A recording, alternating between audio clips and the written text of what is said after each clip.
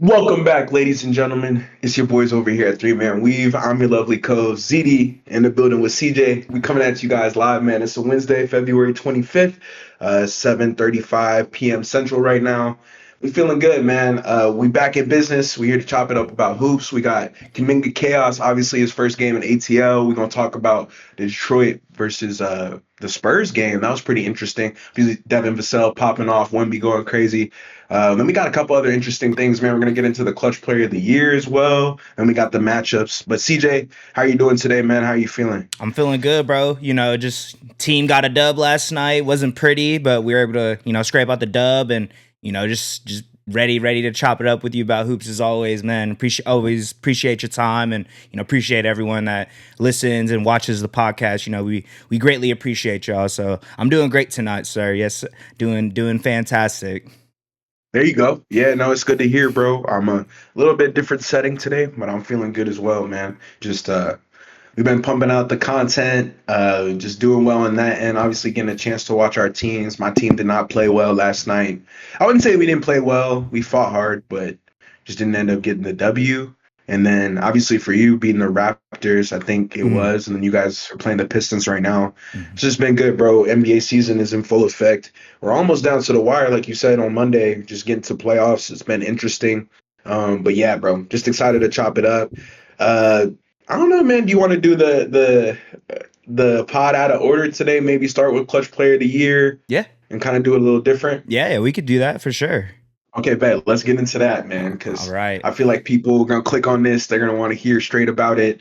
But yeah, man, for those who may not know, Clutch Player of the Year was added 3 years ago. So there's been three winners. I think De'Aaron Fox won first. Jalen Brunson won last year. I forget who won. Oh, Curry. Curry, I think it yeah. was Curry. Mm-hmm. Yeah. So we're on the fourth year, fourth installment, Clutch Player of the Year. Obviously, this is the Clutch Time Player Award. This is for the player who is the most clutch in the league. They score the most points when the game is close. Clutch is defined by, I think it's within five with less than 5 minutes left. So that's a clutch game for the NBA standards in terms of definition. But CJ, let's get right into it, man. Number three on this list, I'm going to take it away. Your boy, Shai Gilgeous-Alexander.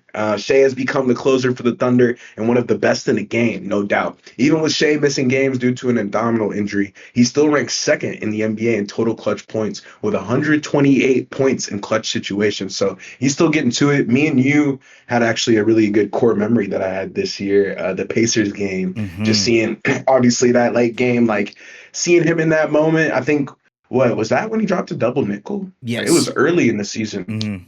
It was early, so like seeing him, I think it was a clutch game as well, but just seeing him perform in overtime. Shai's been the killer. He's been the Thunder's guy for pretty much the last 3 seasons, I would say. And he's very dangerous, especially whenever the game is close. We've seen him hit a couple buzzer beaters over the last few seasons. I don't think he's hit one this year, but still getting 128 points with the injury and having that in clutch situations. And I was going to bring up to you, bro, it's interesting with these. It's kind of luck, right? You don't know if your team's going to be in clutch situations. In fact, you don't really want to be in those situations because that means the game is close. But the way things shake out, the way lineups, the way matchups are, sometimes the game gets closer than expected. Shai has been killing that, man. So 128 points in those situations. Shai on the season is averaging 38.1 points per game, 4.4 rebounds per game, and 6.4 assists per game on 55% shooting from two and 39% shooting from beyond the arc, which is a career high. High, yep. He's almost 50, 40, 90. You said it the last 2 years, I think just seeing Shai get a jumper was what you wanted. He's added that now. He's really just hurt. Yep. That's the only reason why we don't have him higher on this list. I would argue he probably could be number one if he had played the last couple weeks of the season. I feel like the Thunder have been in really clutch games just naturally, and that's something I feel like Shai would have been able to sway the tide. Not that the Thunder need it because they've been so dominant, but yeah, I think he's firmly third on our list. Like I just said, for all the reasons I gave, and hopefully he gets healthy, man. Shai, we want to see you back out there. But yeah, bro, he's having another MVP season. I think he's first on that ballot as well. Yes. Yeah, you said it, bro. You said it perfectly. I feel like, the fact that he has been injured for, 2 weeks, I think going on 3 now, just the fact that he's still even in this race, I think starting the season off, I think 2 double overtime games kind of, increase those numbers higher than what they were. But Our port differentials are pretty high for the season anyways. It's just, that kind of kicked off the season, and he, was able to close out those games for us. But like you said, I think, obviously one of the most clutch players in this league, and the fact that he has been the guy the past 3 seasons for us, and he can, step up in those moments, just kind of shows how great of a player he is. And obviously that's why he's third on this list. But, no doubt, going right on to the second player on our list for clutch player of the year, we got Tyrese Maxey. Maxey is now the guy in Philly and is the best late game scorer in the league. Maxey has scored 137 total clutch points this season, which ranks first in the NBA this year.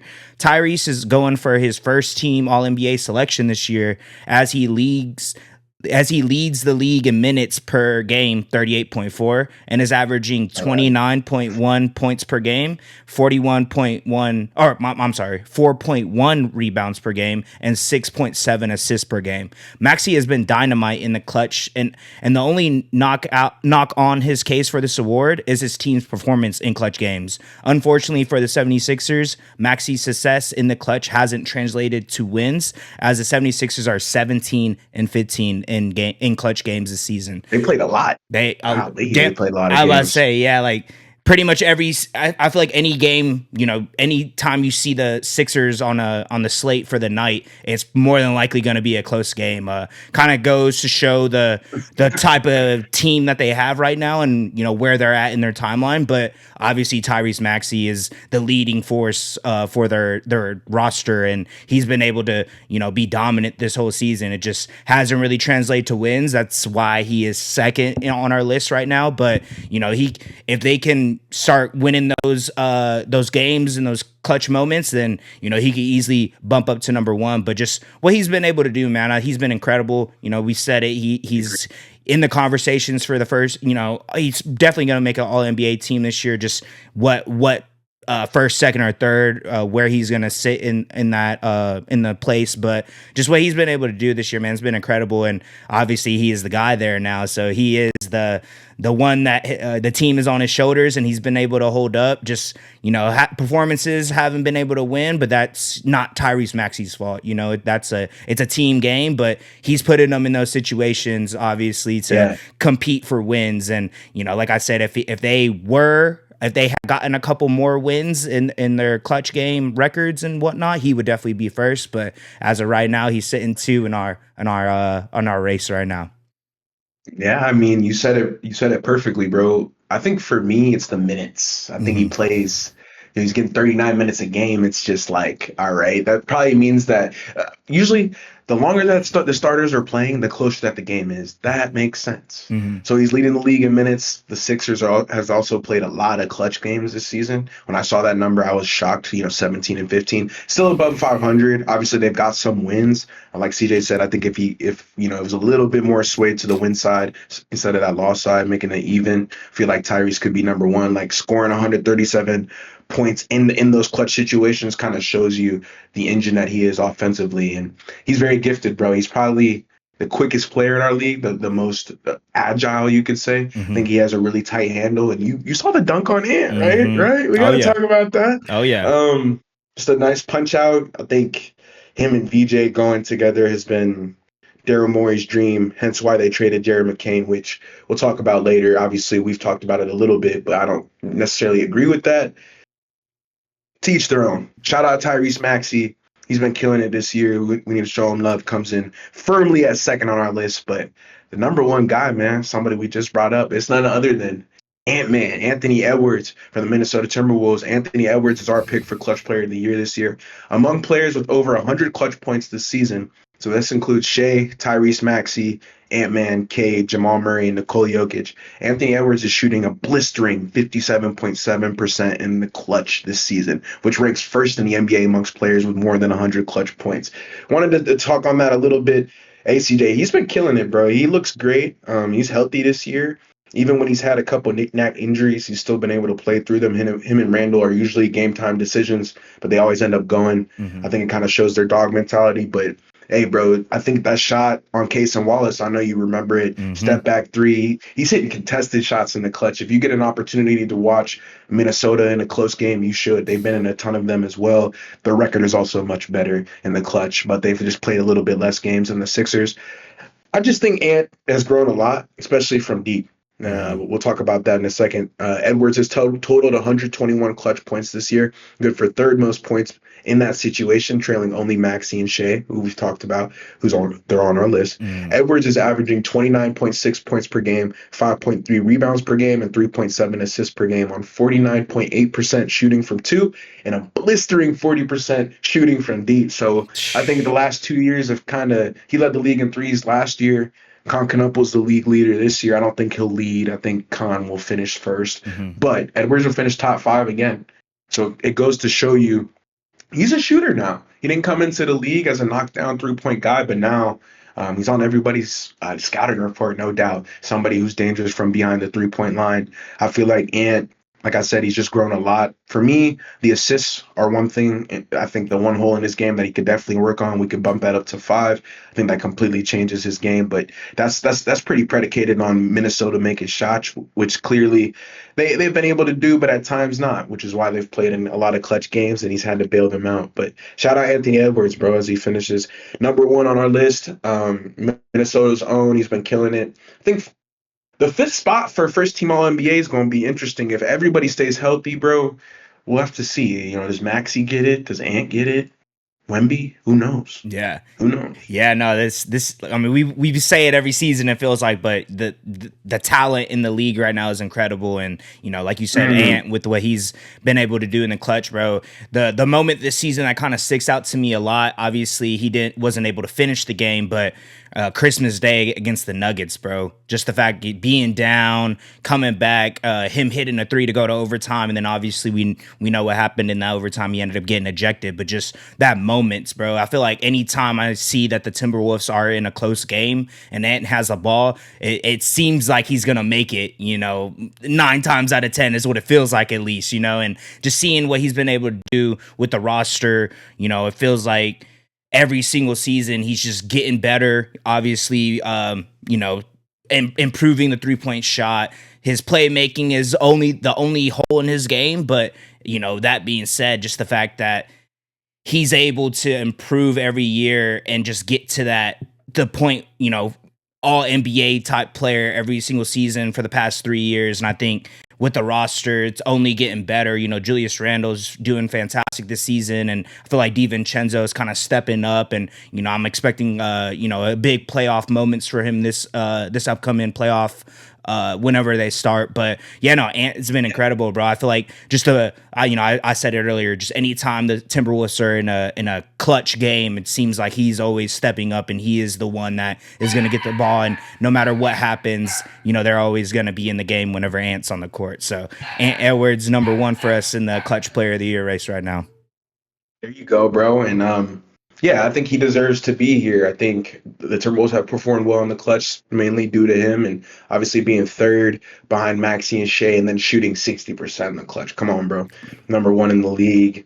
Got to give it to him on that regard. So hopefully, that settles the appetite for the Clutch Player of the Year award. You guys get it. I think that award is dope. Just adding little things in there to give just more awards out to the players. It's just something interesting. But CJ, you want to get into some of the storylines that have transpired over the last week or so? I know we chopped it up on Monday, but we're kind of going bottom up on the outline. But yeah, let's talk about the Pacers, because I didn't bring them up. We haven't talked about them much. I feel like people have, they've been wondering where the former defending Eastern Conference Finals champion has been. Yeah. And they've been on 0. Now, let's talk about it. So over their last 10 games, the Indiana Pacers have gone 2-8. And their clearest issue has been their defense. In that span, they're allowing roughly 120 points per game while scoring about 112 points per game, creating a sizable negative point differential. Just wanted to start off by saying this. CJ, why don't you bring up the conversation that you saw on YouTube with that guy who responded on 3-Man? We appreciate you, bro. I don't have your name. I'm sorry, but thank you for the comment. It means a lot, but it's kind of part of my story here. Yeah, so shout out to Tony Davis 9472. He left a comment on our last video that we just posted a day ago. He said, I actually want that we're talking about tanking and for this comment. I actually want 3 years average, and if that team makes the playoffs, then they would move outside of the lottery and be placed in regards to their percentage. So shout out to you for commenting. We appreciate that, and just kind of going off of that. Obviously we kind of went through the solutions that have been brought up. Adam Silver, I think it was the 2 seasons was what they had said, and average out to see what you end up getting for the following year's NBA draft. And if a team makes the conference finals and they can't get a lottery pick the following year, this and that. So it's interesting because that is where the Pacers are in this circumstance for this year. Exactly. Making the Eastern Conference Finals, winning, and then going to the finals, and then obviously losing Tyrese, losing Miles Turner. Now they are where they're at right now. In the bottom of the Eastern Conference, and if the rules were implemented this year, then they would not be able to get a lottery pick this year. So wanted to bring that comment up, see what you thought about it, Z, and see what your comments were. Yeah, and you gave me an alley-oop, brother, because the Pacers are in that situation. I think if that was the case, it'd be interesting to see how a team like this would respond, because we had our group text, our chat thread going. And we were talking about, the Pacers don't want to lose, bro. They don't want to be 2-8 over their last 10. Nope. They were in the finals last season. Obviously, Tyrese Halliburton went down, and that completely changed some things. But I think the defensive breakdowns have clearly showed up in certain losses. I think they gave up 122 points to the Raptors. They gave up 131 points to the Jazz. They just couldn't string together stops, bro. And I think on the offensive end, they've played well. Pascal Siakam, Andrew Nembhard, they've flirted around 50% from the field and 40% from three. It's pretty winning level numbers. And honestly, if you look at it on paper, you'd be like, why aren't they getting more in the win column? But I think the defensive imbalance has really defied this stretch of going 2-8. And, I feel like Pacers fans, we haven't talked about you in a little while. TJ, it is interesting to see where they've gone from last year to this year, and it just begs the question. This season they do have their draft pick. Obviously, that's their saving grace, and also getting Zubac. So you guys are really excited about that. He's that center, kind of that center, no pun intended, centerpiece to go alongside Tyrese Halliburton and Pascal, kind of hold their front court down. But it's interesting. You think they're going to draft at guard or forward in the lottery? Because this year, obviously, the lottery has not changed. We're not going off of a 3-year, 2-year record or whatever. There's no flattened lottery odds. So, what's your opinion on that? Yeah, you obviously asked me that question this past pod. If whatever team, if I was first pick, who I pick, and I ended up saying AJ, I think them getting Darren would actually be a better fit for them. Having a 2-guard, a running mate with Tyrese, kind of have him be the floor general that he is, and now you have a running mate that is, one of the most all-around scorers that we've seen in a while from the 2-guard position. So I kind of like Darren, but obviously, I said it before and I'm going to say it again. Either one of these guys, they could probably choose, and they would probably be able to fit right in. But I think I like the 2-guard position being filled out for them, because that's what they're lacking. They got rid of Benedict Mathurin, and of course they have Andrew Nembhard there as well. But I think if you have Darren kind of being that, filling in that hole for them, it would just help their offense become a little more fluid than what it was before. Can I give you a sleeper? Sure. If they're not 1 or 2, I think they got to get Kingston Flemings and just make him a 6-man, or put Nembhard there, because, boy, you put him in that instant offense, that microwave. Yeah. Tyrese is on the break. He's swinging into the rock, bro. Kingston Fleming's got a little juicy pull-up for 3. That just – if y'all don't get Darren Peterson, because you may not, boy, the lottery – it's been unlucky for some teams who have been really bad. Wembanyama is supposed to be on the – I'll save that for the next segment. Point is, bro, so you put Kingston Flemings on that team, or if they can't get DP, or AJ, because you got to go best available. If you're picking top 3 in this draft, it's got to be Boozer, Devanster, Peterson. No ifs, ands, bro. No ifs, ands. Yeah. So outside of those 3 guys, it's pretty much up in the air, and that's an interesting question, because it does give them a wild card in this whole thing. When we talk about their dynasty, right? Because I don't think the Pacers have fallen off. I think this year they've fallen off. Right. But they're gonna get a good draft pick. Mm-hmm. They're gonna be good next year, Mm-hmm. and it's interesting because they've been horrible all year, Mm-hmm. and we've kind of not talked about it because we're Yeah. kind of like, oh, we don't want to hate on the Pacers or whatever, but haven't spoke about it in a little bit. I did want to hear your thoughts on it, so it's interesting to hear. Yeah. Do you think Darren Peterson would be a better fit? I'd have to agree. Yeah. Yeah. I think just their front court's pretty good with Pascal, now Zubac. Obviously, AJ could fit in that mix, but I just think they're kind of missing that other guard to run with Tyrese, and he can do it on his own, I think, as well. I mean, we've been able to see him in clutch moments and what he's been able to do scoring wise, but I think when you just have another guard next to him to kind of fill in the lanes, he's athletic, he can score really on all three levels. I think it's just a better fit. But I like what you said about Kingston Flemings as well. I think just having, if they're not able to get a top 3 pick, they can get a solid guard as well coming off the bench or starting next to Tyrese as well. So kind of leaning towards, I guess, a guard position, but of course you're going to take the best available. CJ.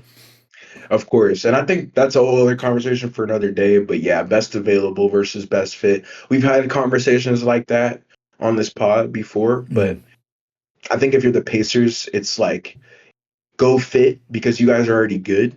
Like you're a championship team already. You just suck this year because of injuries. But why would you don't need an AJ Debance to clog up. You could, of course, like you said, it could, it's basketball. It'll work. Guys can play 5 out, whatever. Right. But I feel like to give you, the Pacers the best chance, right? Because we don't talk about Indiana much. To give them the best shot next year, I feel like they got to go with a guard. And so I like that. I think this discourse was good. And Indiana fans, hopefully you guys can turn it around. Not this season. It's not going to happen. You guys want the picks. You guys got Zubac. You kind of already made your home. You could say your home run trade. You got rid of Mathurin as well. You didn't want to sign him. I get it, but he's been doing well. It's a whole other conversation. I feel like Mathurin should still be on the Pacers, but me too.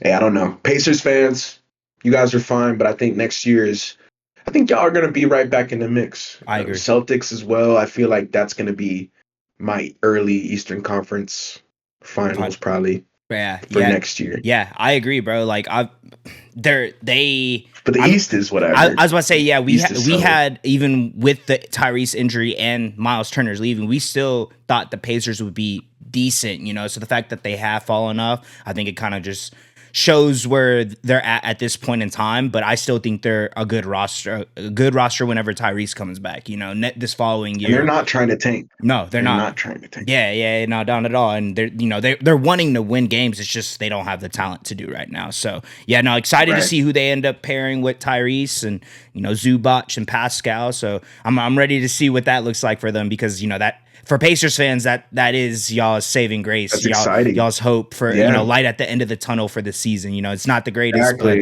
you get a pretty good pick and one of the better drafts that we had in a while. So consolation prize for sure. It's a pretty good constellation prize. Their front office was smart enough to keep the picks, right? That's why you keep your picks.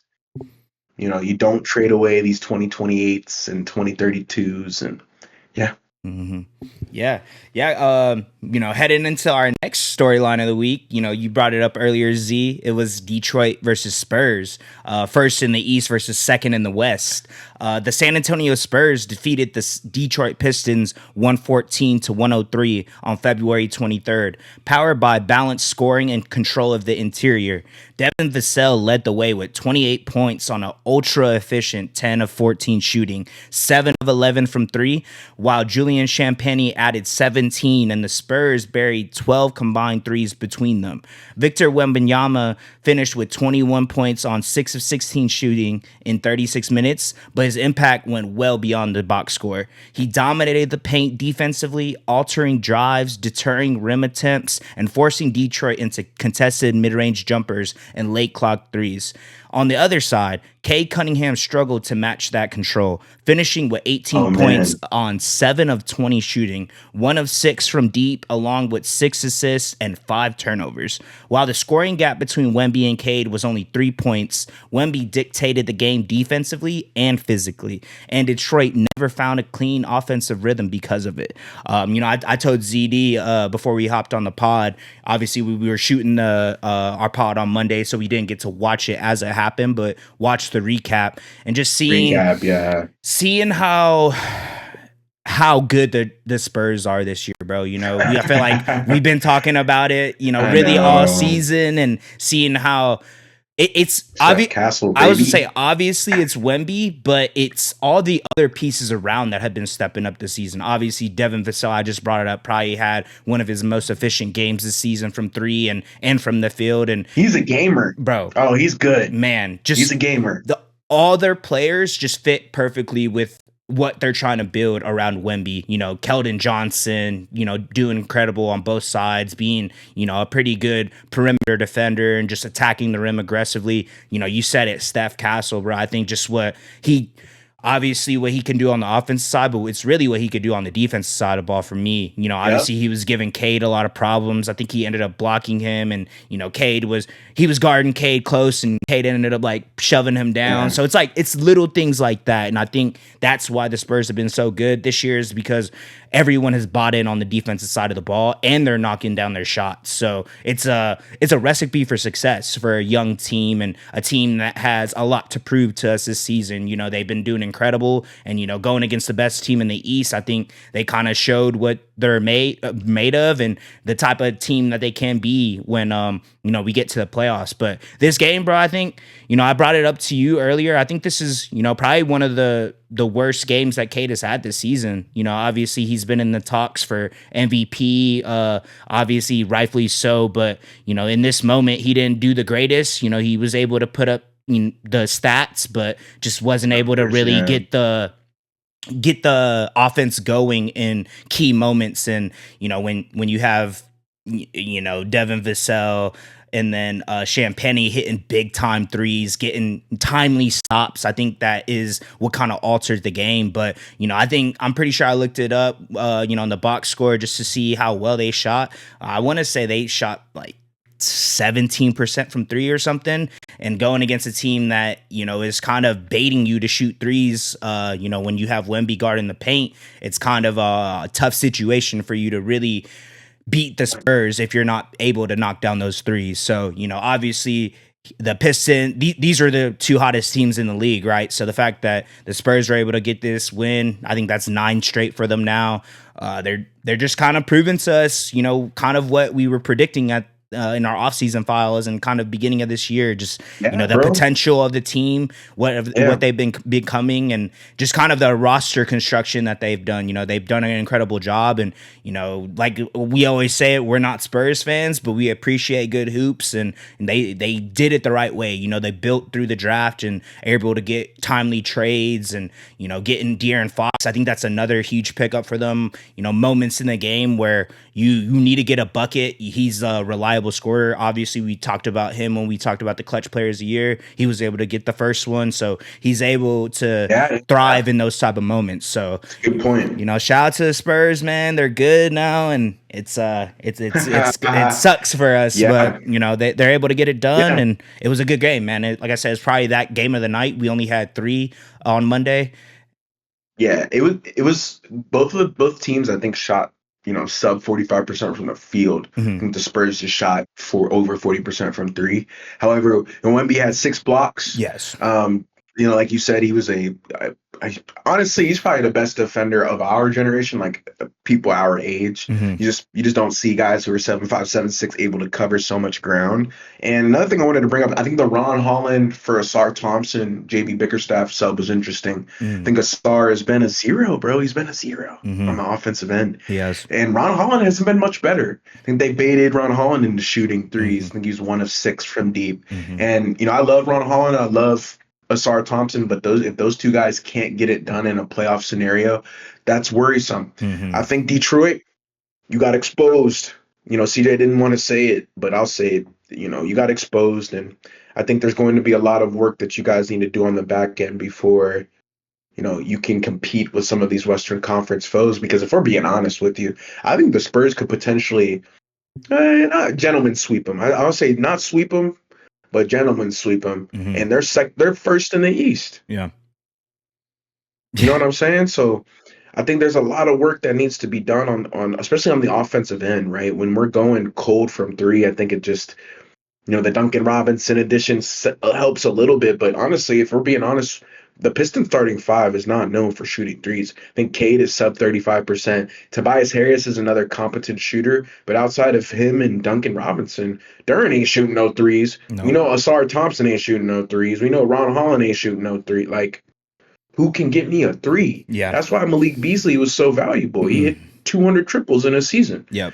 I think he's playing in Puerto Rico now for Bad Bunny's team or something like that. Yep.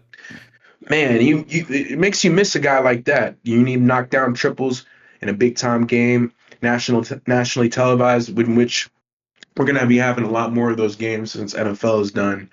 Yeah, I think Detroit got exposed on a national stage. Heard a lot of analysts talk about it. They were just saying that, they're repeating what you were saying. I'm not going to keep saying it, but the Spurs, best in the West, Spurs this, Spurs that. There's rumblings of that. So if you're a Spurs fan, congratulations. You guys have earned the run time. But let's go to the Eastern Conference, man. Let's go to Atlanta. Kuminga chaos. And I think Trae showed up. Obviously, he wasn't hooping yet, but he did come back to Atlanta. Did you see the reunion video? Yeah.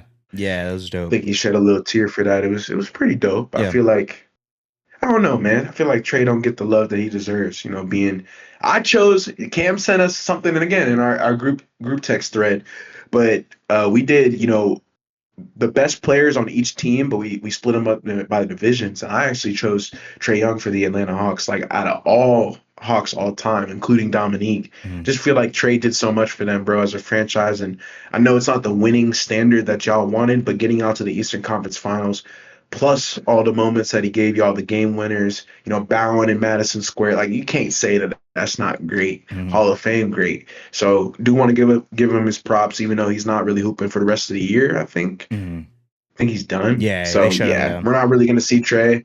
So yeah, they shut him down. But yeah, and this Atlanta Hawks matchup, I think it was more about Jonathan Kuminga, the new Atlanta Hawks guy. Jonathan Kuminga delivered one of the most impactful performances of the night and of the season for him. Kuminga finished with 28 points on 11 of 18 shooting, adding 8 rebounds and 3 assists.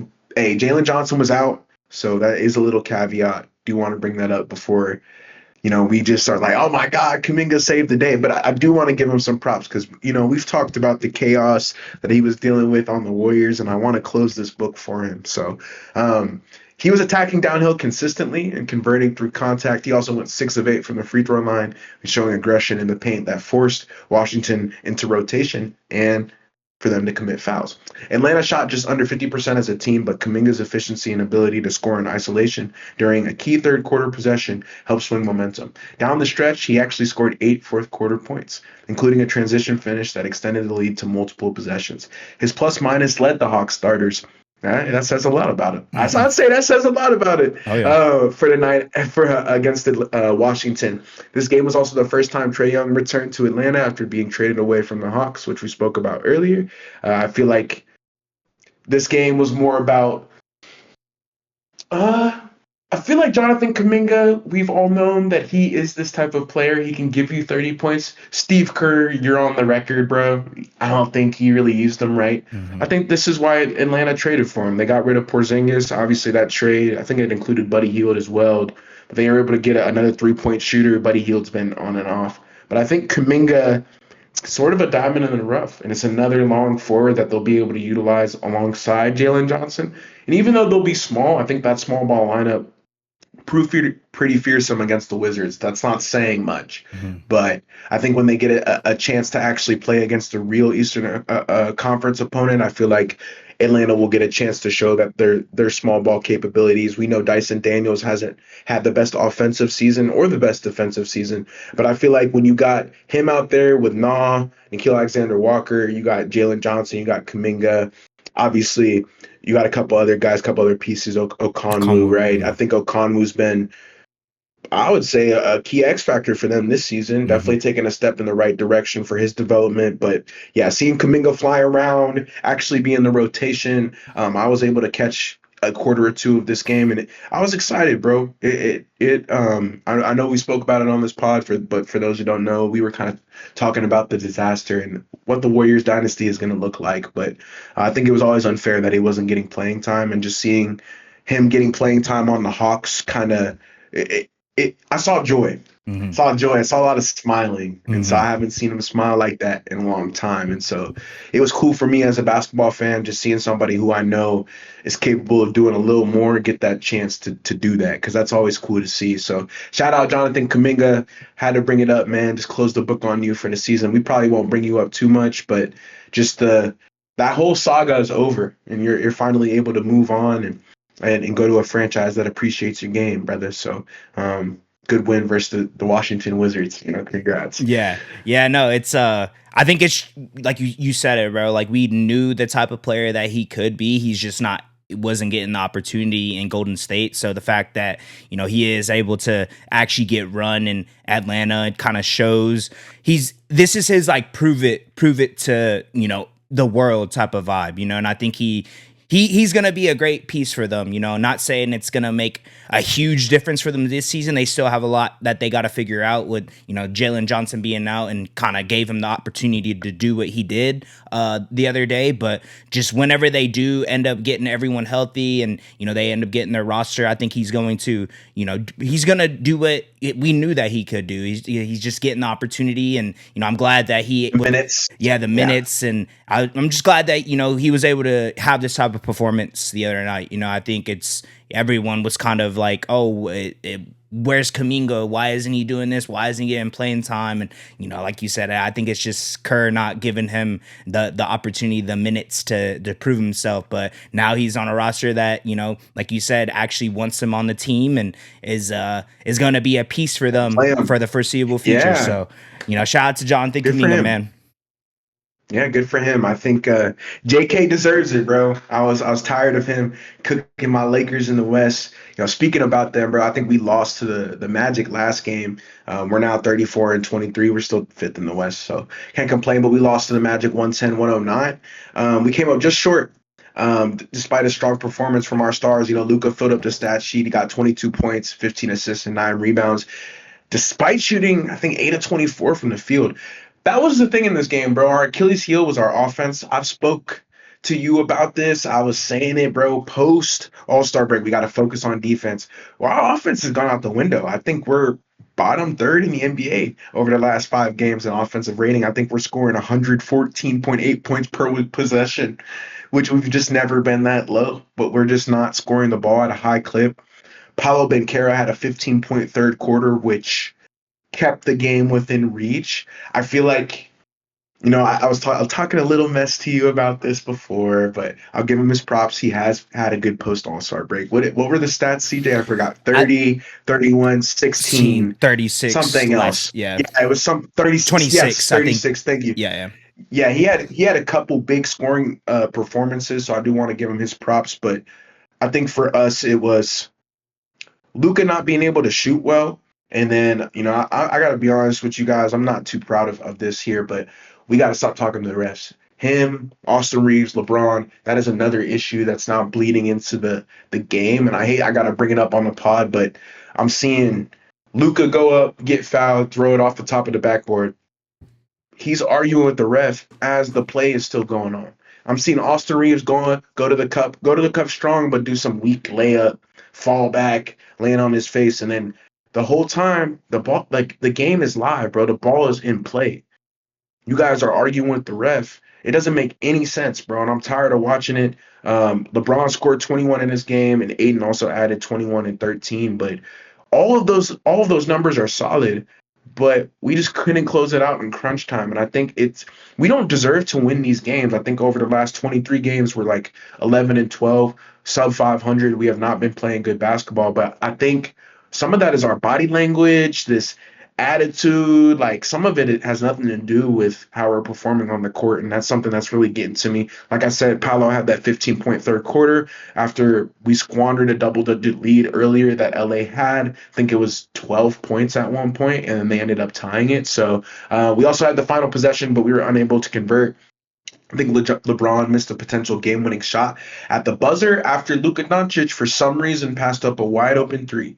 And I told CJ, I actually thought we had this win in the bag. I think it was 105 to like 101, and it was close. And I was like, all right, bro, next bucket, we'll be fine. We'll be up 6, cool. But we went up 6, and then everything flipped. That last possession was really interesting and odd. Luka said it in the post game that he didn't feel like he was open, but it was just too far. He didn't feel like he had the distance on his shot, like the legs behind his shot, which, hey, bro, if I'm watching you jack up threes all game and then the 1 3 that we need to, like, I don't know, send the game into overtime or win and you don't take it, it's pretty frustrating. So our late game execution failed us again. Right now, we're not playing championship basketball. We're not a team that I think Western Conference opponents need to be worried about just because of our defense. And yeah, Luke Kennard, Ayton, you know, Doncic, Reeves, I would say they look at times unengaged on the defensive end, and that's not something that we can have. But yeah, bro, I just had to call out my team there on that note. Feel like just seeing a lot of complaining, not a lot of winning to be complaining that much. And yeah, I think at times Luka, specifically even in this game, just like constantly talking to the refs. I think Paolo Banchero was perfect from the line through the third quarter. He's just going about his business, getting fouled, putting it up, finishing through contact, not really jawing, going back down, getting on defense. Obviously, the Magic have played a lot better on defense. That's why, I mean, they were in this game. They did not shoot great, but I gotta give hats off to the Magic, man. I guess. I mean, we just can't be taking these types of losses, bro, because this is what costs you, the fifth seed at the end of the season because you lost to the Magic in game, 58 or whatever on a Monday night, right? Like, people don't think about that, but it's not, I don't know. I think it says more about the Magic. I think Paolo had a great game, and we're just not shooting well, but we're guarding, something that makes me happy. We're not giving up 130 points per 100 right now. I think we're only giving up 112, right? But I just, that net rating of 0, we brought it up, but like this whole season we're literally even because we give up the same amount of points as we score. We haven't been able to figure it out on one side of the ball. So I'm disappointed in my team right now. This is the only game that we played. I don't think we played tonight. We'll finish it up with the matchups anyway. But yeah, just seeing the complaining. I think the defense at the end of the game, too, a couple weird matchups that, again, ended up in wide open layups. There was a switch that Luke Kennard had at the end of the game that Paolo got an easy layup on, and I'm like, but I digress, man. I'm not going to talk about it for 30 minutes. Just, I think some things that we need to clean up are now on the offensive end. I think Ayton's got to move out of the paint. I want to see Jackson Hayes in there a little more right now. I think he's hurt. He was not in the game last night or 2 nights ago. So I think we gotta start figuring out a new offensive scheme because this my turn, your turn bullshit and the complaining to the refs, it ain't cutting it. Yeah. No, it's like you said, y'all have been doing pretty well on the defensive side of the ball. How better than what y'all have been this whole season. It's just the offense isn't clicking, which is very surprising, especially for you as a Lakers fan. We were seeing what Luka, AR, Braun had been able to do all season. So the fact that y'all have cooled down, haven't been making as much shots, it's you said it. It's like very concerning for you, and it's disappointing as a Lakers fan. But yeah, it's interesting, bro. I'm disappointed how the tides have turned. It feels, you know what I mean? Like you were complaining about the defense. Now the defense is better, but now the offense is falling off. So I feel like you said it, you haven't really been able to get into a groove to where you're doing well on both sides of the ball for, a whole month. It'll be like a week or two where you kind of, you get on fire, go on a like 3-4 game win streak, and then kind of go on a little skid, and then you kind of go 500 for the games for the week. So it's interesting, brother. But kind of going into the Thunder game last night. So last night, despite being without Shea and J-Dub, the Oklahoma City Thunder, who are 45-14, first in the West, still secured a 116-107 win over the Toronto Raptors behind a breakout night from their supporting cast. Cason Wallace, who You know, I've talked to you about it, Z. Oh I brought it man, up in the pod. He's been who I've been most, surprised of his leaps that he's taken in the absence of our stars. Led the way with 27 points, matching a career high, and providing steady shot making throughout.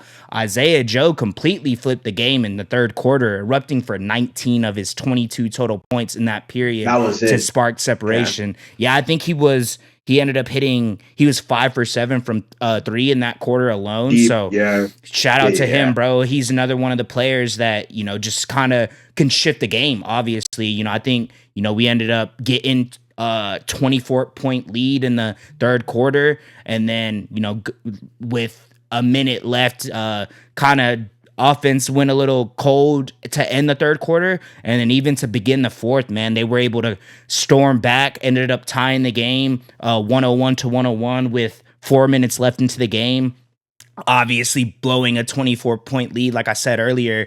But we kind of just went cold in the fourth, man. But when that fourth quarter started, the clutch time, like we said it earlier, we ended up locking up, getting timely stops, hitting big buckets. I think we went on a 7-0 run, 9-0 run to kind of get a comfortable lead. And then from that point on, just kind of was able to close out the game, thankfully. But man, it was, I've been talking about it a lot, man. yeah. Just when there's moments where our offense is very streaky and when we don't hit our 3-point shots, and it seems like, we were settling a lot for that because, shot clock winding down. I think there was a possession where we got 3 or 4 offensive rebounds in one possession, and we were just chucking up threes the whole time. So obviously the shot creation, shot making at certain moments in the game were very questionable, but when it mattered, we were able to lock in and get timely buckets. And, Cason Wallace attacking the rim,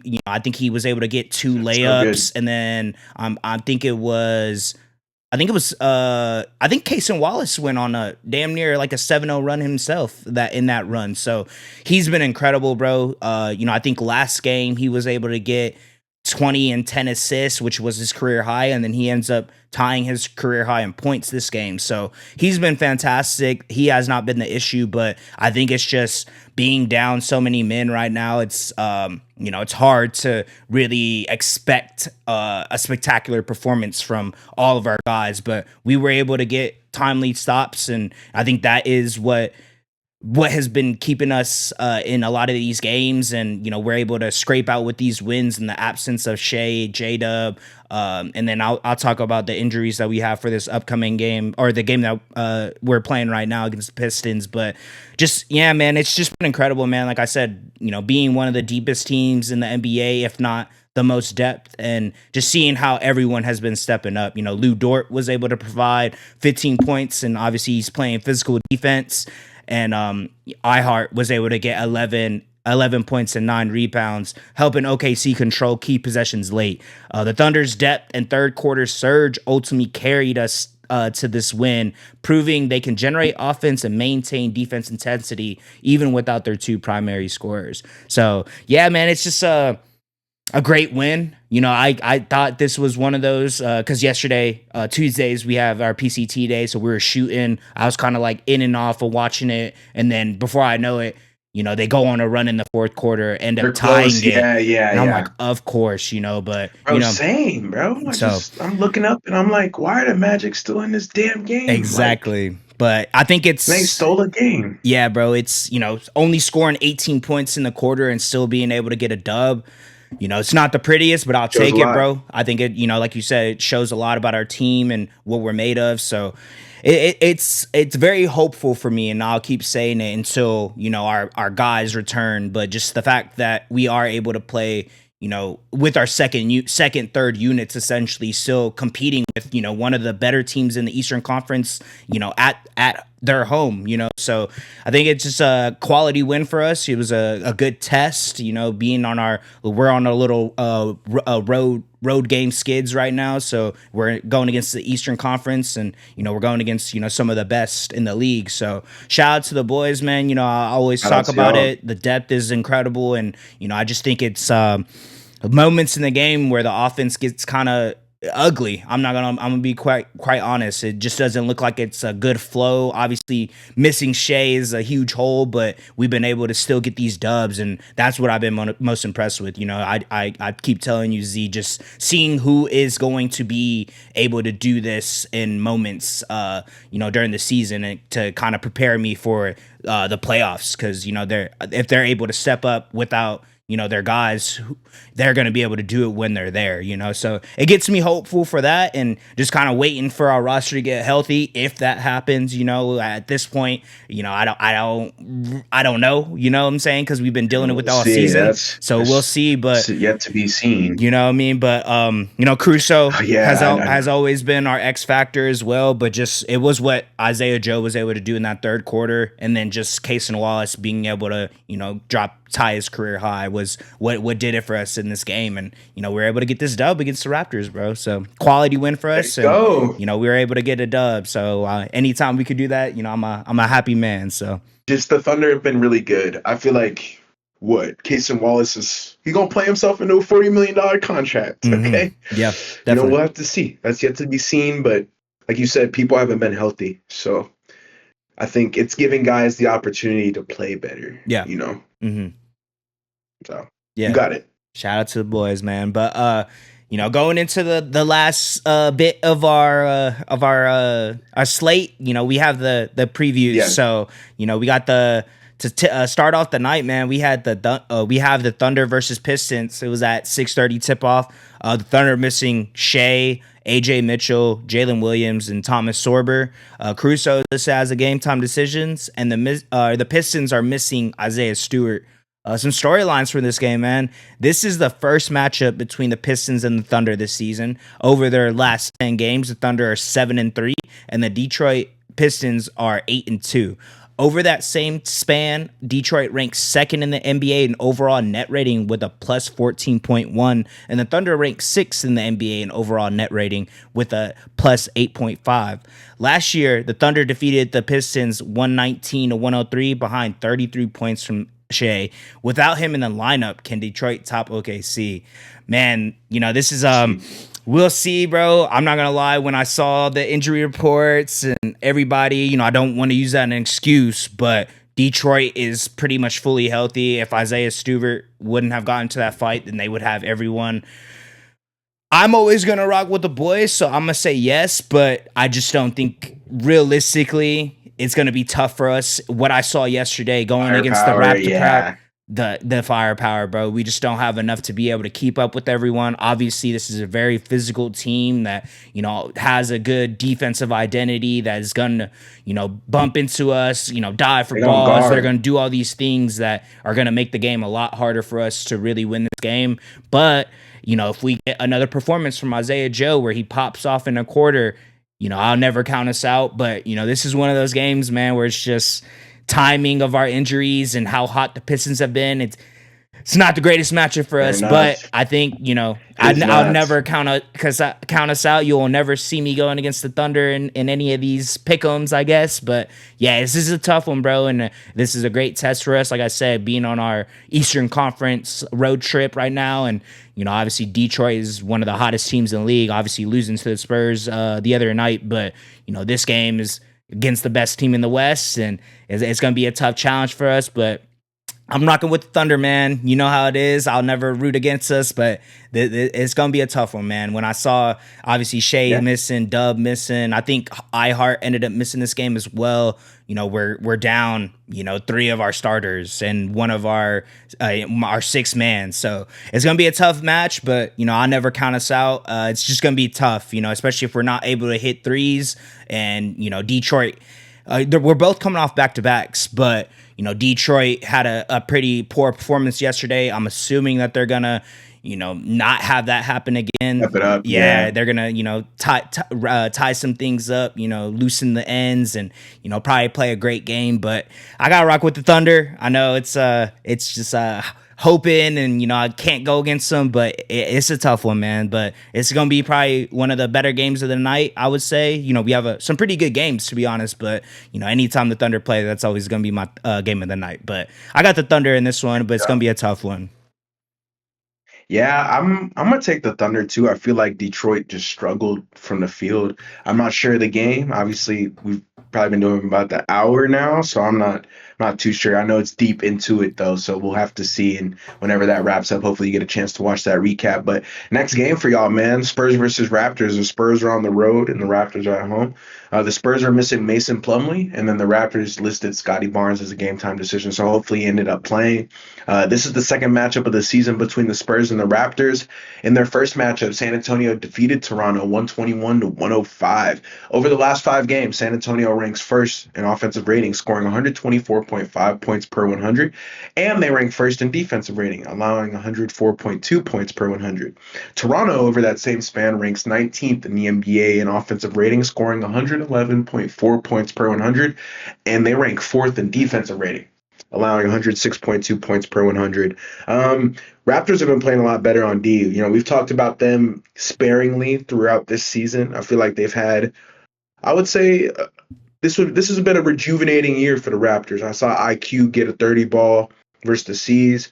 Everybody looks pretty good on that team right now, man. I think for me, it's really just Wemby. I feel like he changes the game so much, and obviously the Spurs have been on fire as well. Vassell, Castle, Harper, the whole supporting cast is showing up, and that makes the Spurs whole other level of dangerous. We've talked about them sort of a lot on this pod, so I feel like I got to rock with the away team, even though they've played a lot of games, I would say, in the last few days, but I feel like they'll be able to get the Raptors, obviously beating them earlier this season. I feel like they'll go up 2-0 on the season series, but I did want to highlight Toronto's defense. Y'all have been playing much better on that side of the ball. It's just the offensive end now. I got to get that cleaned up. I think IQ has been scorching, but I think BI, Scotty Barnes have cooled off a little bit post All-Star break. So hopefully Toronto can get it turned around, but they're a firm playoff team too. Mhm. So I feel like this season has been a success for both of these teams. Can't really complain on either side, but I got to go with the Spurs here. Yeah, I'm leaning towards the Spurs as well, bro. Just what they were able to do against the Pistons yesterday, holding them, shooting sub 40% from the field. I think that's kind of, when you have Wemby on the court, that's kind of, you expect those type of statistics, but just what they've been able to do, like with Devin Vassell having that performance yesterday, I think he's gonna not replicate that in this game, but I think he's gonna still, be on fire. And then, like I said, Keldon Johnson, we have Steph Castle, De'Aaron Fox, Dylan Harper. They just have, their depth is incredible, and they have a lot of players that can create their own shots and also just play make for the other people on the roster as well. And then, like you said, Wemby, bro, he's just the game changer. I think it's gonna cause a lot of problems for the Raptors. But like you said, the Raptors play. They don't have anybody. Yeah, I would say the Raptors have who can guard them. Really good defense too. Obviously I saw that yesterday. They were able to, cut a 24-point lead and end up tying the game with us in the fourth quarter. So they have the juice. They have the momentum, I would say, to kind of get some timely stops in certain times of the game. But I think it's gonna boil down to their offense and who's going to be the guy to kind of pop off this game. And I think they do kind of have the luxury of having the option of the BIs. IQ, Scotty's really not going to pop off, but he could, and it'll be one of those games where someone is going to have to do that for them, obviously, but I just don't think they have enough firing power as a whole unit, and their starting five they do, but who's going to be the guy coming off the bench to get 15 or 20 points to kind of help whenever some of those starters are sitting. But I'm rocking with the Spurs as well, man, in this one. So don't like saying that, but heading into the next game, man. We got the Warriors versus Grizzlies. This tip-off was at 6:30 as well. The Warriors are missing Seth and Steph Curry and Porzingis. Melton and Al Horford are listed as a game-time decision. And the Grizzlies, we talked about it last time we shot on Monday. They're missing Santi Aldama, John Morant, Kentavious Caldwell-Pope, and Cedric Coward. And Kyle Anderson is also listed as a game-time decision. Some storylines for this game. This is the third matchup between the Grizz and the Warriors this season. The Warriors lead the season series 2-0 over their last 10, and the Grizzlies rank 23rd in the NBA in overall net rating with a minus 5.8 and the Warriors ranked 21st in the NBA in overall net rating with a minus 3.0. Both Memphis and both Memphis and Golden State are both sub 500 over that span. Warriors are 4-6, and the Grizzlies are 5-5. For this one, man, I think, I went with the Grizz last time. We'll go into the next game matchup, but they ended up losing to the Kings. Kings ended up, breaking their 16-game losing streak. But, in this game, man, I don't know, man. Just Grizz, like we said it, you said it even when I picked them last time. It's just like, who do they really have that is going to be able to step up? And the Warriors, this is kind of a pretty even matchup for both of these teams right now. Obviously, the Warriors without Steph is kind of, this isn't the greatest team, and it can't really get offense as fluid as if he was. But I'm kind of leaning Warriors. I'm not gonna lie, man. I think the Grizz just don't have enough. I kind of said it with the Raptors, just having that firing power, and obviously they're missing damn near their starting five. Obviously Edie's back, but he might cause a little bit of havoc in the paint, and that is kind of probably the one that I could see. But other than that, man, obviously Gigi Jackson has been doing pretty well over the past couple weeks, but I don't know. I just think the Warriors, and I think Pods ended up getting a triple-double the other night, so shout out to that. But I don't know. I think this is kind of one of those toss-ups for me, but I'm kind of leaning more on the Warriors side on this game. What about you, Z? Well, I'm with you, bro. If you lose to the Kings, you're done. Yeah, you're done. Like no conversations about it. If you were the one who they beat on that losing streak around the league, you're a laughingstock. So yeah, I gotta go with the Warriors right now. No way I'm picking the Grizzlies. Next matchup, like you said, though, Kings versus Rockets. We have it at 7 p.m. The Rockets are missing Jayshawn Tate, Fred VanVleet, Amen Thompson, and Steven Adams. The Kings are missing Zach LaVine, Domantas Sabonis, Dylan Cardwell, and DeAndre Hunter. I think who's out for the season because he had like eye surgery or something crazy. So hopefully, he gets better. The Kings, though, they defeated the Grizzlies in their last matchup, CJ. Yes, they did. 123-114, ending a 16-game losing streak. Just had to put it out there. Had to rep the sack for the one time.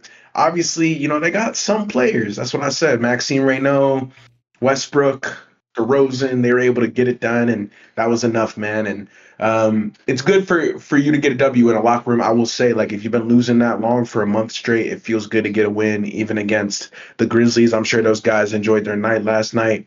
But the Rockets defeated the Utah Jazz in their last game, 125-105.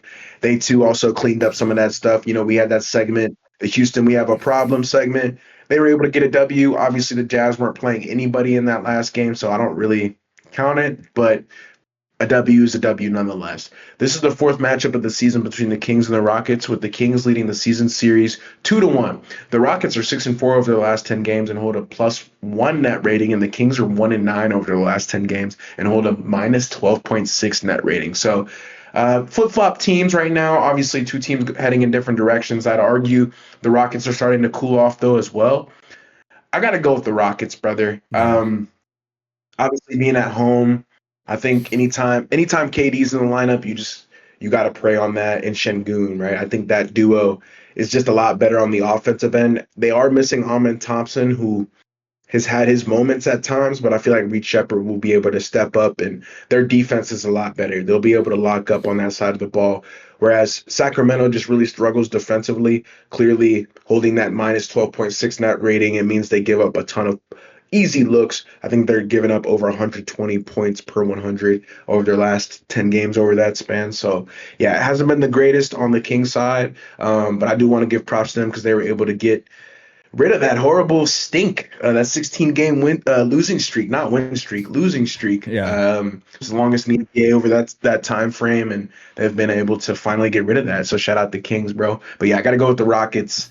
Obviously, they've had a pretty easy schedule too. So yeah. Yeah, I'm leaning the Rockets as well.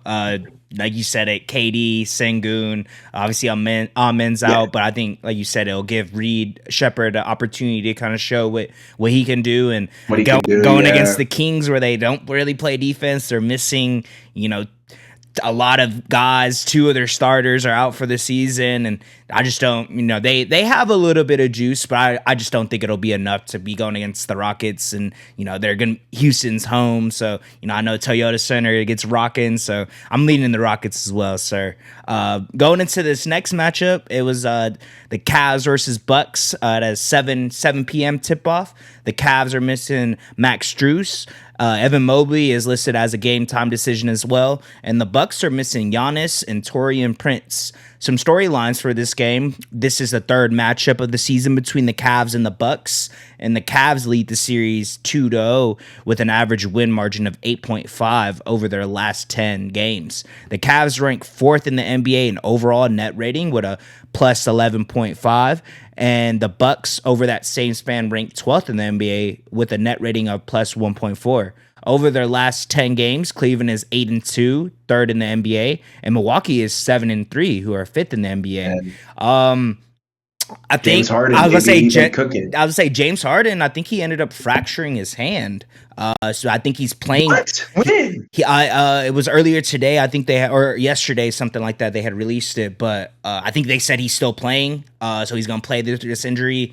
We'll see how that goes. But even with that, obviously Bucks being down Giannis, I think that's gonna make a huge impact on their team, obviously. No doubt. I think just what James Harden and Donovan Mitchell have been able to do as a little dynamic duo in the Eastern Conference, obviously being 8-2, losing to us in the a couple games ago, but just what they've been able to do, be pretty dominant for the most part. So I'm kind of going with the Cavs in this one, bro. I think with Jared Allen has been playing incredible, honestly, kind of eating up the boards, having a point guard and James Harden kind of setting him up, getting him easy buckets.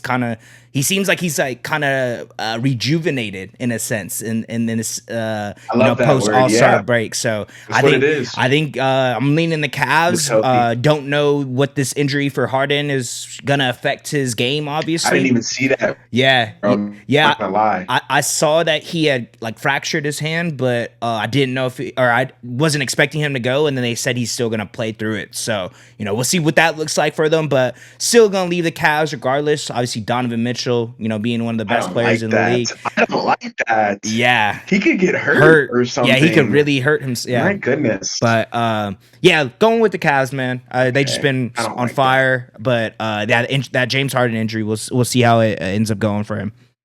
Yeah, that's interesting. Bucks, KPJ, I don't know, the 30-point, at 32, 7 and 7, Kevin Porter Jr., at times he can get to it. Ryan Rollins has been special, but yeah, CJ, I'm with you. Cavaliers have looked a lot better, especially over the last 5-6 games. And other than losing to the Thunder, I think they're 5-1, right? If I'm not mistaken. So Cleveland, shout out to you guys. Obviously, the James Harden thing is working out in y'all's favor.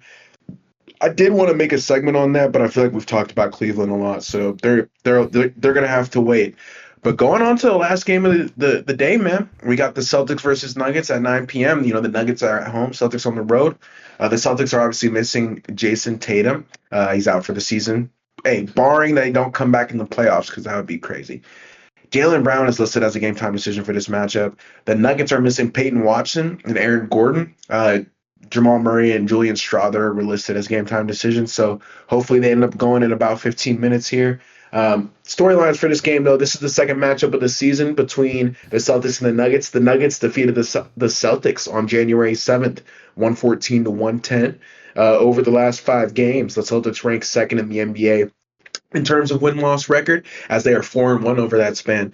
The Nuggets are 2-3 over their last 5, which actually ranks 16th in the NBA over that same span. On the season, the Nuggets ranked first in the NBA in offensive rating, scoring 120.9 points per 100, and the Celtics ranked second in the NBA in offensive rating on the season, scoring 120 points per 100. CJ, these are two of the highest scoring teams in the NBA. We've seen what both of these teams have been able to do, not just over the span of a month, but this entire year. Obviously, Boston was started off a little slow. I think we made it short on their struggles the first 2 weeks of the season, but they were able to clean that up.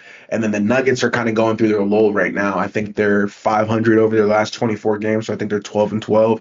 They've been playing a little bit better. I think Jokic at times does look tired. He's still got to get his legs under him, but that's coming back. I just feel like this matchup's going to be high octane, high pace. If Jaylen Brown goes, which I assume he will, because this is called a key game. A key game, in my opinion, is a game that you're playing against top 5 seeds in a respective conference, whether that's Eastern Conference or Western Conference. Obviously, if your team is a top 5 seed and you're playing another top 5 seed, that would be considered a key game. Or even if you're out of the playoffs and you're playing a top 3, 4 seed, that's still a key game. You want to still prove that you can hang with those guys, right? But I think these two teams, man, powerhouses of their respective conferences. I feel like we're gonna get some good stuff, bro. Jaylen Brown, obviously LeBron said that he was, one of the more underrated players. He obviously snuck his way into the MVP conversation. I'm not buying it. Supposedly the Celtics have a plus 12 net rating when Jaylen Brown's off the court, so obviously they have some other guys that are doing some things, but still got to give props to him. He's played extremely well. And then Nikola Jokic and Jamal Murray, man. Jamal Murray has been cooking, really being a first-time All-Star this year, but I think Jokic coming back makes him even more dangerous. I think over the last week he's been shooting even more efficiently, and I feel like that's what makes the Nuggets dangerous, bro. They're never healthy. You never know what you're going to get until you get into the playoffs. That's when Aaron Gordon and Christian Brown, all these guys show up.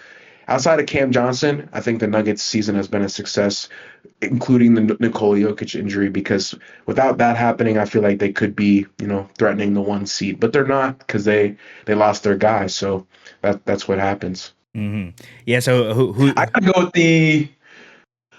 I gotta go with the Nuggets. Yeah, bro. I think they're at home. Yeah. Ball Arena, but I'm nervous they could lose. They're. I think the Celtics have a way better bench. I didn't talk about bench scoring, but the Celtics are top 5, and I think the Nuggets are bottom 3rd in the NBA in bench scoring, so they're not very good depth-wise, and that's an issue because the Celtics have got, second, third waves of guys who can score. So we'll see, bro. I think it'll be closer. If I'm not mistaken, the spread's within 5. Yeah. This probably is the best game of the night, to be honest, just because of the injuries that the Thunder are going through right now. But Denver minus 3.5. Denver minus 3.5. I don't know. I'm still taking Denver, but it's sketchy. I was about to say, I think I'm gonna lean more towards Denver because they're home and just kind of what they've been able to prove to me. Like you said, their bench scoring isn't the greatest, but they have had bench players this whole season stepping up, and when it was Aaron Gordon going down, then it was Christian Brown kind of getting a lot of run. Then Christian Brown went down and Aaron Gordon, then Peyton Watson got run, and then Peyton Watson gets in there. Now Julian Strawther is kind of getting it going. So obviously he's listed as a game time decision, but I'm assuming he will probably go more than likely. But if he doesn't, then that will obviously it'll be the Nikola Jokic, Jamal Murray show. But they've had a lot of these forwards that have been on their bench kind of stepping up in key moments. So no, 100%. Leaning towards the Nuggets just because they're home and because of Jokic. I think he's going to have a really good game tonight. But Jamal Murray as well, you said it, first-time All-Stars, proved to us, proved to the world. I think kind of getting that out the way, not being an All-Star anymore, just kind of, right. He's getting his footing. He's been doing incredible in the absence of Jokic. Obviously, he's back now, but just what they've been able to do, bro, being the best offense in the league and not having, your best player for a month or whatever it was, just kind of proved to me that, they may not have the best bench scoring, but they've been able to get timely stops in possessions, and even them not being the greatest defensive team, they just figure out a way to win. And I think it won't be pretty. I think it's going to be a high, like you said, high scoring game and a close game as well. But I'm leaning towards the Nuggets, man. That's why I was curious to see what you were saying. If you were gonna go with the C's, obviously it's Lake Show all day for you. But I'm leaning towards the Nuggets. I'm not gonna take the Celtics. But yeah, I think I'm nervous about it, but I'm not gonna take them. But I could see them winning for sure. Yeah. We'll see. Yeah. We'll see. This one's exciting. I think CJ and I will be able to watch it. But brother, you have anything else that you wanted to say to the people? Dynasty for me. Yeah. I'm going. Yeah. I got 49-51, I think, was the last projection I saw before today's game. So, yeah, I think when we recorded on Monday, you had like a 31%. So, oh, bro, I'm gonna outperform my projections. Always, brother. But I think he has Jokic on his bench for some reason, though. Maybe not. No, I don't think he does. Oh, okay. I was like, dang, that's on him then at that point. No, yeah, But nah, no, he doesn't. He doesn't. nah, brother, nothing from No. me. Like I said, I mean, we said it last pod, but y'all probably won't be hearing from me and Dynasty for the next couple weeks just because I have that 2 week bye. But nah, just waiting to see who I'm gonna be going against, Z or his brother Tristan. So we'll see. I'm just kind of waiting it out. But no, man, nothing from me. Get to watch the recap, maybe catch the end of this Thunder game. It's a close game, and like I said, that's all I really care about, man. Obviously, expect wanting to get a win, but not being down. A lot of people, it is what it is. I mean, at this point, don't want to have excuses because injuries happen to all teams and have happened to us all year, and we still been able to win, but. Going against the best team in the East, so that's all I care about. Just a competitive game, and I'll be able to probably watch the last of this. But nah, nothing from me, brothers. Or anything you want to say to the people before we head out? Bro, I'm gonna try to compete against my brother though, and I'll keep you updated next week. I feel like I'll just have more games to go through, so that'll be good. This one was dope though. Kuminga Chaos, Pacers, able to talk about Wemby and K. We went through Clutch Player of the Year, did our analysis, we did the matchup. So let's get these people out of here, man. We appreciate y'all for rocking with us over here at 3 Man Weave. Don't forget to leave that lovely like, comment, and subscribe. And we'll catch y'all next time, man. Peace. Three man, three man, three man.